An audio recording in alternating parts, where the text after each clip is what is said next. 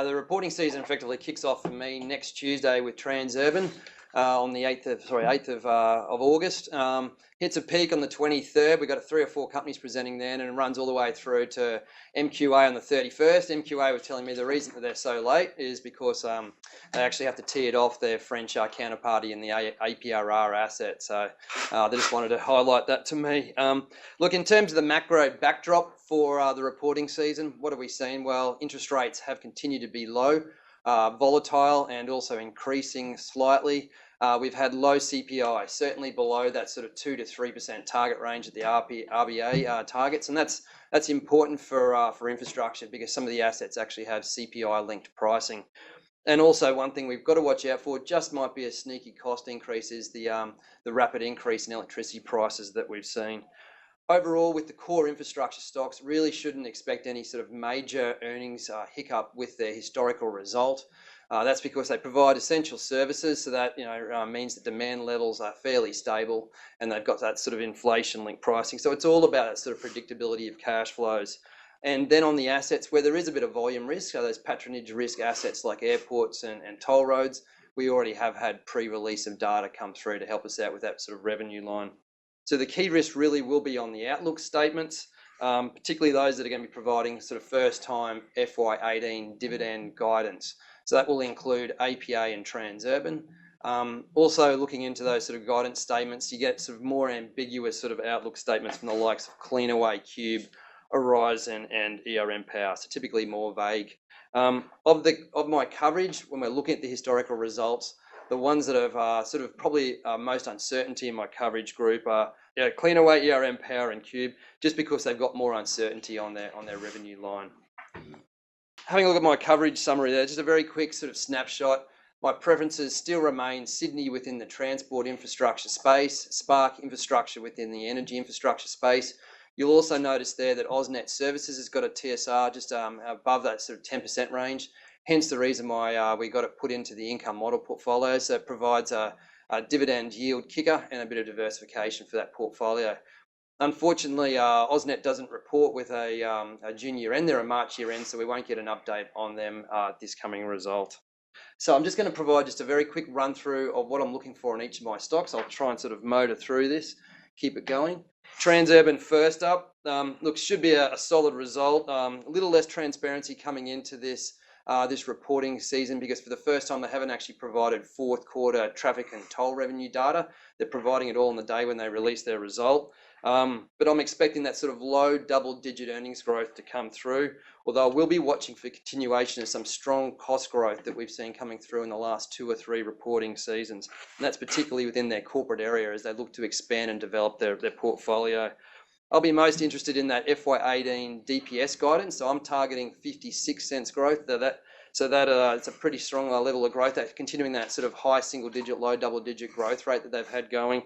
Then I'll also be looking for their management LTI targets. So within those targets is a free cash flow per share compound over the next 3 years target. That matters because they typically peg their distribution to their free cash flow per share. I'm targeting around about an 8% sort of growth rate over the coming 3 years, but it'd be interesting to see what the management are actually signalling within those targets. Also be looking for updates on their key projects and how they intend to fund them. So what they have said previously is if they look at their development pipeline, they don't need new capital except for maybe their Westgate Tunnel projects in Melbourne. They're also looking to participate in the New South Wales government sell down of their WestConnex project. If they are successful in that, they certainly will need new capital for that. Target timing on that, I understand, is first sort of second quarter next year sort of timing. So just something to think about there. At the moment, I've got a hold rating on the stock. I'd be looking to buy it if you can get it in that sort of low $11 mark. Aurizon, relatively high degree of earnings certainty on this one going into FY17 result. The reason is they've already released their unaudited EBIT number, so badly hit by the cyclone coming through earlier this year. And they've also put out a statement to do with their material items. So they're spending over $100 million cash on redundancies. And they've also done a massive write-down of or impairment of their bulk division. So that was certainly a surprise. What will be interesting to see is just how they frame their dividend for the second half, given this backdrop, this will have impacts also flowing through to FY19 dividends. So I'm going to be looking for confirmation of or revisions to their cost out targets, any review of their capital management policies. Potentially they could loosen those up.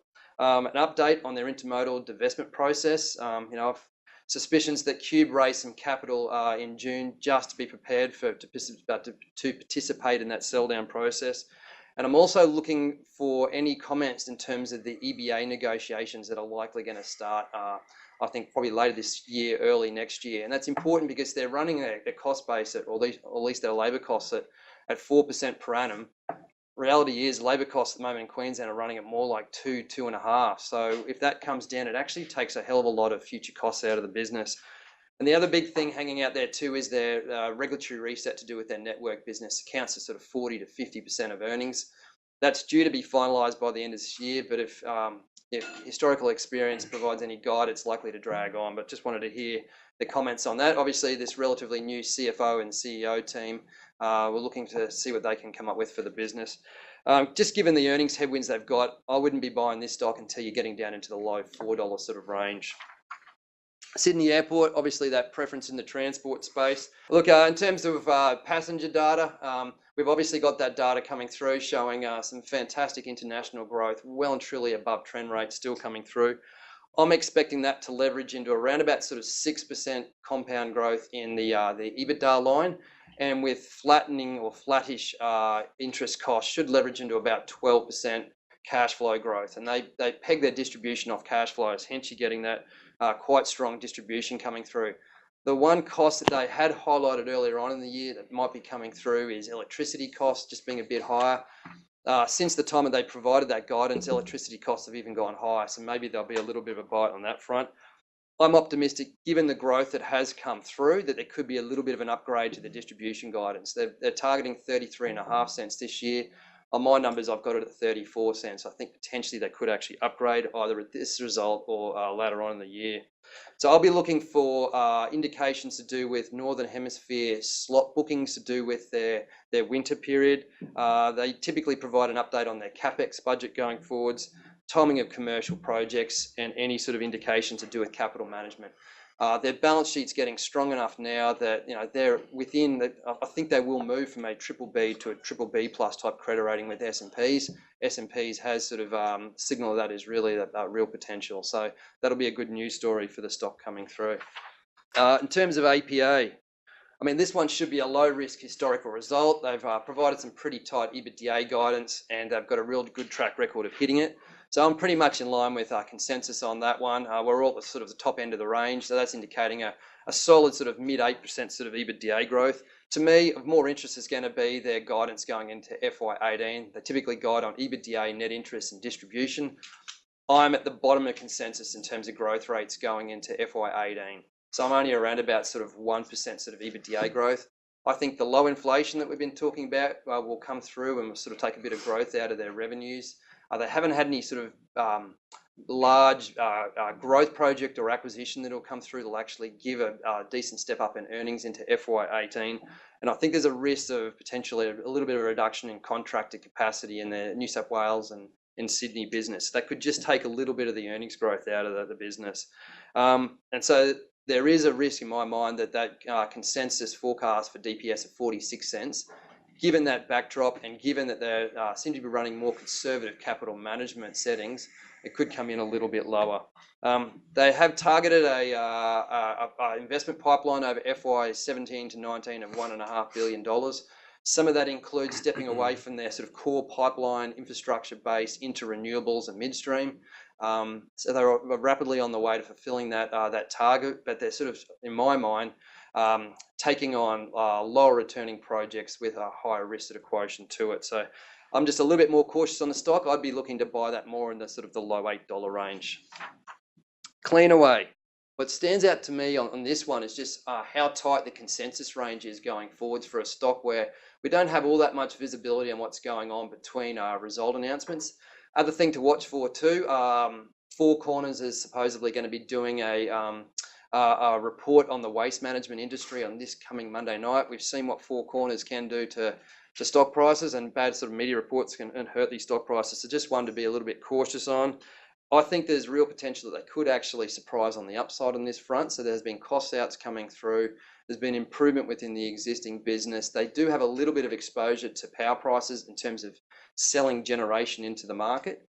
So a potential that they could actually sort of beat where consensus is and see some consensus increases, which would drive things up. Other thing to watch for too is there has been some American investors coming onto their register, so it's worth having a look at what the American comps are doing. And the two biggest comps over in the US have seen their multiples expand over the last year or so. If I was to put Cleanaway on equivalent multiples to what those US comps are trading on, the stock's worth somewhere between $1.45 and $1.80, depending on which sort of multiple you use, whether it's EV to EBIT or EV to EBITDA. So just one certainly to watch for going into the reporting season. QUBE, look, in the end, I don't think it's really a hell of a lot to do with the historical result, although we are looking for continuing recovery within their existing operating businesses. They had quite a weak year in FY16, coming off some one-off items that came through in FY15. So we're hoping to see that sort of continuation of growth coming through. What this really more is about is what's happening with Moorebank. They had hinted that there would be contracts coming through within 6 to 9 months. So August through to November on new tenants or initial tenants coming in at Moorebank. Still haven't heard anything on that front, so something to watch for there. They raised that capital in June.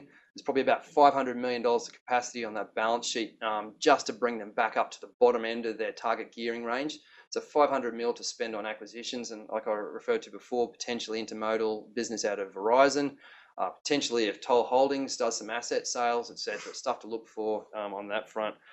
I note some news that came through yesterday. So there was an announcement that Amazon has announced that its first major distribution centre would actually be in Melbourne, in Dandenong South. So that actually sort of, I suppose, takes away one of those sort of big excitement bits around Moorebank if they had actually signed up Amazon. But still plenty of other players there, I think, that could actually use Amazon as their major sort of distribution centre. Spark Infrastructure. Obviously initiated coverage on that fairly recently. This is a half-year result. They have provided distribution guidance already for this year and next year, so I don't expect any sort of major surprises coming through. Big thing I'm looking for there, and it's something which is a thematic with a lot of these regulated utilities, is a lot of cost out there chasing. Certainly a change in operating mode compared to the way they used to actually play. There also had been a lot of sort of working capital swings with this business, which was affecting their net debt to RAB sort of multiples. So that's something I'll be watching for also in this result, but I don't sort of expect any major surprises coming through on Spark. Finally, MQA. So they've already released their toll revenue data for the half year, or 2 quarters, making up the half year. So the focus will be on costs, operating costs, shouldn't really move around all that much, and also the interest cost side of things. So particularly on the APR, massive interest cost out thematic there coming through. So what I'm expecting on a business as usual basis, you could get a mighty big increase in the distribution going into FY19. That's on a business as usual basis. As we know, it's not likely to be business as usual. All eyes are on this potential APRR transaction that could be coming through at any time. And so it just depends on what they pay for that, what multiple, how much they want to take up, how they fund it in terms of equity or debt, what sort of price they pay. But it could be a very meaningful capital raising could be coming through. So it just makes me a little bit cautious on that stock until that one's completed.